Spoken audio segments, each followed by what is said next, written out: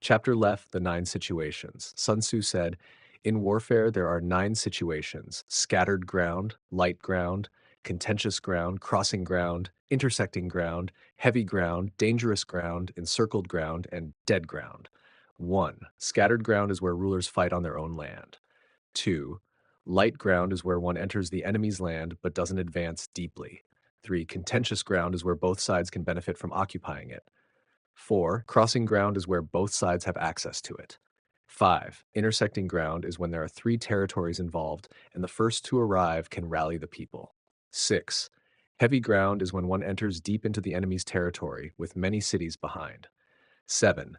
Dangerous ground is where the terrain is difficult, like mountains, forests, or swamps. 8. Encircled ground is where entry is narrow and retreat paths are indirect, making the enemy vulnerable. 9. Dead ground is where, if a battle is not fought quickly, the situation becomes fatal. Strategy based on the 9 situations. In scattered ground, there is no need for battle. Focus on unifying your forces. In light ground, there is no end to the pursuit. Ensure cooperation and avoid overextending. In contentious ground, there is no attack. Pursue the enemy only when it is to your advantage. In crossing ground, there is no escape. Stay vigilant and prevent the enemy from exploiting weaknesses. In intersecting ground, forces should join. Ensure your forces remain united to maximize strength. In heavy ground, plunder and move fast. Continue supplying your army and avoid getting bogged down. In dangerous ground, proceed carefully. Avoid taking unnecessary risks and ensure proper preparation. In encircled ground, plot your strategy, block the enemy's retreat paths, and leave them with limited options. In dead ground, fight desperately, show no mercy, and act decisively before the situation becomes fatal.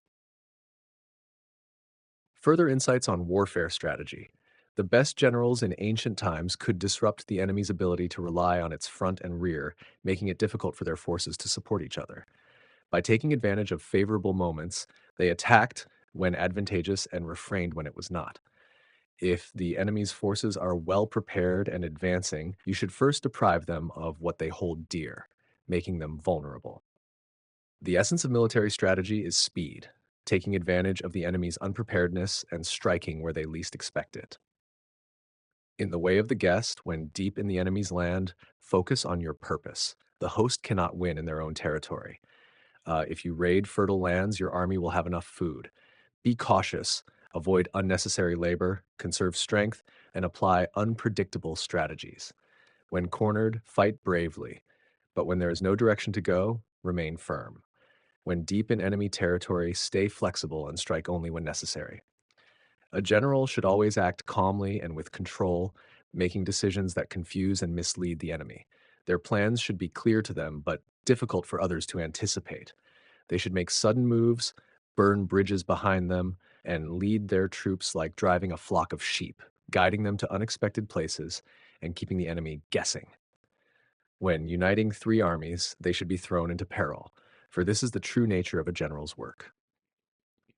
The 9 situations are changes in strategy that depend on the terrain and the state of the enemy. These need to be carefully observed.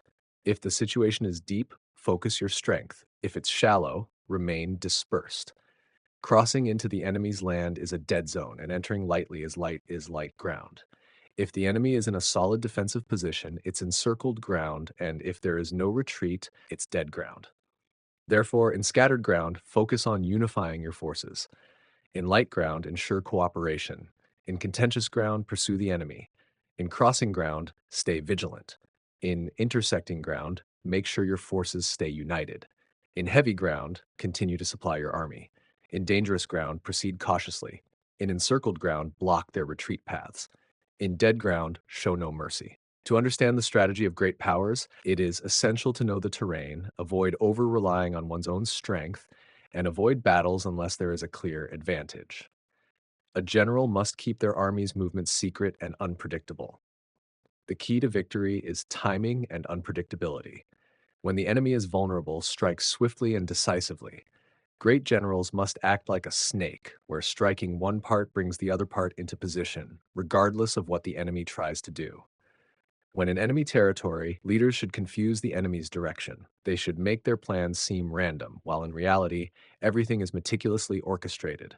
When the general's orders are clear and firm, the army follows without hesitation, even under the most difficult circumstances. 1.